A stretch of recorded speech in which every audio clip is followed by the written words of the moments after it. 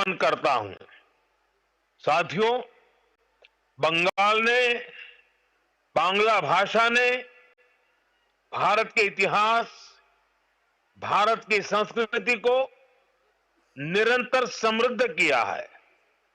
वंदे मातरम ऐसा ही एक श्रेष्ठ योगदान है।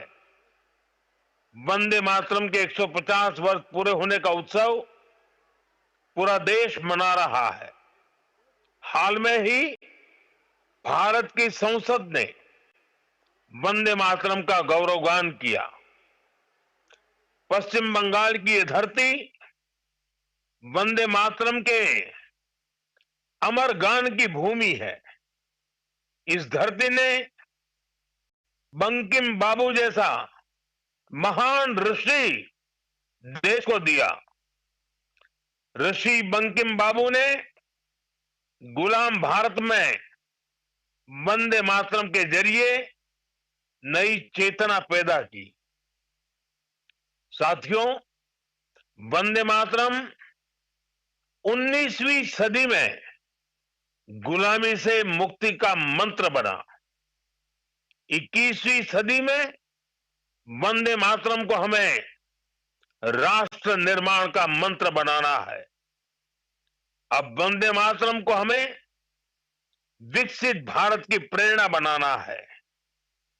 इस गीत से हमें विकसित पश्चिम बंगाल की चेतना जगानी है।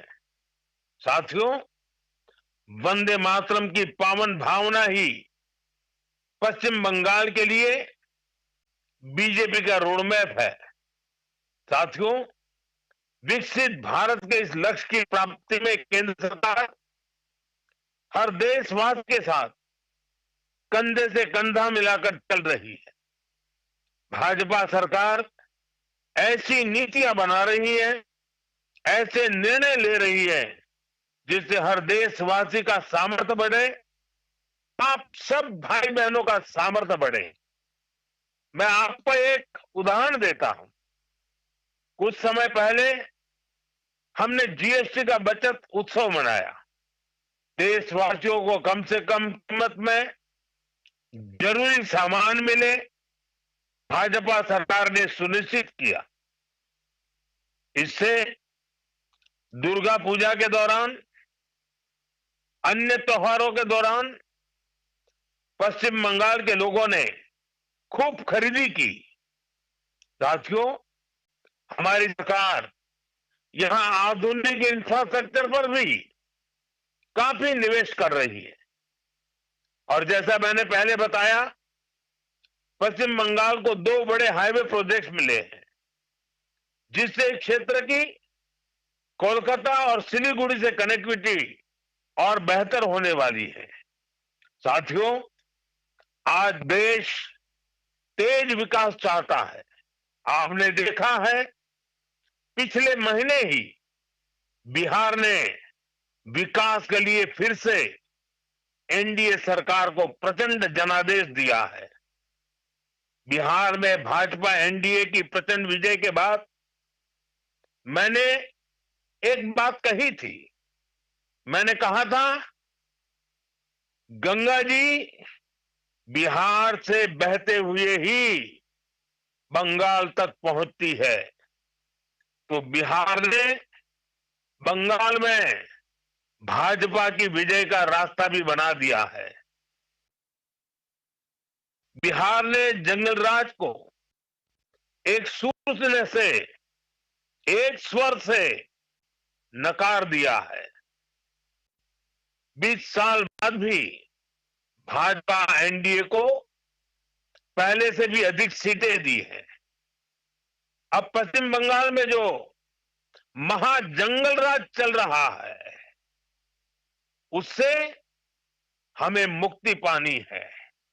और इसलिए पश्चिम बंगाल कह रहा है, पश्चिम बंगाल का बच्चा बच्चा कह रहा है, पश्चिम बंगाल का हर गांव, हर शहर, हर गली, हर मोहल्ला कह रहा है, बाजते चाई बीजेपी ताई, बाजते चाई बीजेपी ताई।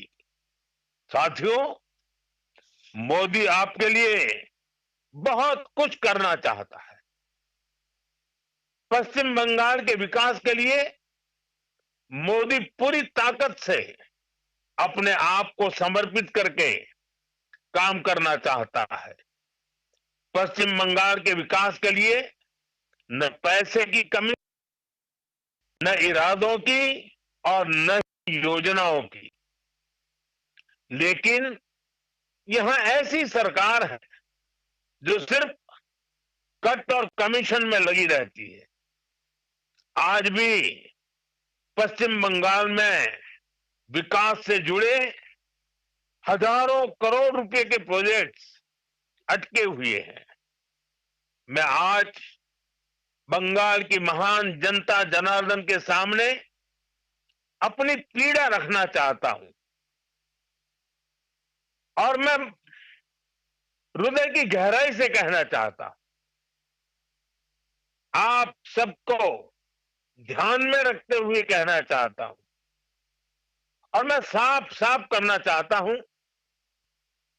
टीएमसी को मोदी का विरोध करना है, करे, 100 बार करे, 1000 बार करे।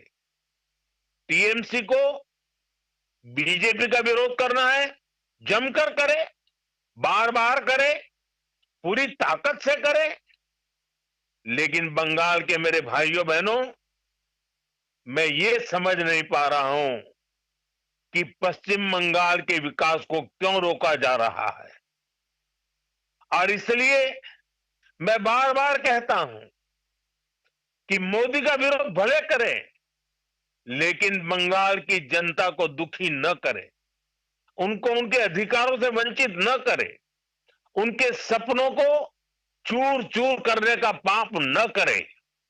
और इसलिए मैं पश्चिम बंगाल की प्रबुद्ध जनता से हाथ जोड़कर आग्रह कर रहा हूं, अब बीजेपी को मौका देकर देखिए। एक बार यहां बीजेपी की डबल इंजन सरकार बनाकर देखिए। देखिए हम कितनी तेजी से बंगाल का विकास करते हैं। साथियों, बीजेपी के ईमानदार प्रयास के बीच आपको टीएमसी की साजिशों से भी, उनके कारनामों से भी सावधान रहना होगा। टीएमसी घुसपैठियों को बचाने के लिए पूरा जोर लगा रही है। बीजेपी जब घुसपैठियों का सवाल उठाती है तो टीएमसी के नेता हमें गालियां देते हैं। मैंने अभी सोशल मीडिया में देखा, कुछ जगह पर कुछ लोगों ने बोर्ड लगाया है, गो बैक मोदी। अच्छा होता बंगाल की हर गली में, हर खंबे पर यह लिखा जाता कि गो बैक घुसपैठिए, गो बैक घुसपैठिए। लेकिन दुर्भाग्य देखिए, गो बैक मोदी के लिए बंगाल की जनता के विरोधी नारे लगा रहे हैं, लेकिन गो बैक घुसपैठियों के लिए वे चुप हो जाते हैं। जिन घुसपैठियों ने बंगाल पर कब्जा करने की ठान रखी है, वो टीएमसी को सबसे ज्यादा प्यारे लगते हैं। यही टीएमसी का असली चेहरा है।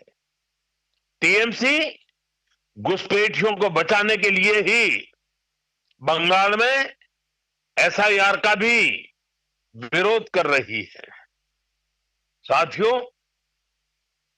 हमारे बगल में त्रिपुरा देखिए, कम्युनिस्टों ने, लाल झंडे वालों ने, लेफ्टिस्टों ने 30 साल तक त्रिपुरा को बर्बाद कर दिया था। त्रिपुरा की जनता ने हमें मौका दिया, हमने त्रिपुरा की जनता के सपनों के अनुरूप त्रिपुरा को आगे बढ़ाने का प्रयास किया। बंगाल में भी लाल झंडे वालों से मुक्ति मिली। आशा थी कि लेफ्ट वालों के जाने के बाद कुछ अच्छा होगा, लेकिन दुर्भाग्य से टीएमसी ने लेफ्ट वालों की जितनी बुराइयां थी उन सारी बुराइयों को और उन सारे लोगों को भी अपने में समा लिया और इसलिए अनेक गुना बुराइयां बढ़ गई और उसी का परिणाम है कि त्रिपुरा तेज गति से बढ़ रहा है और बंगाल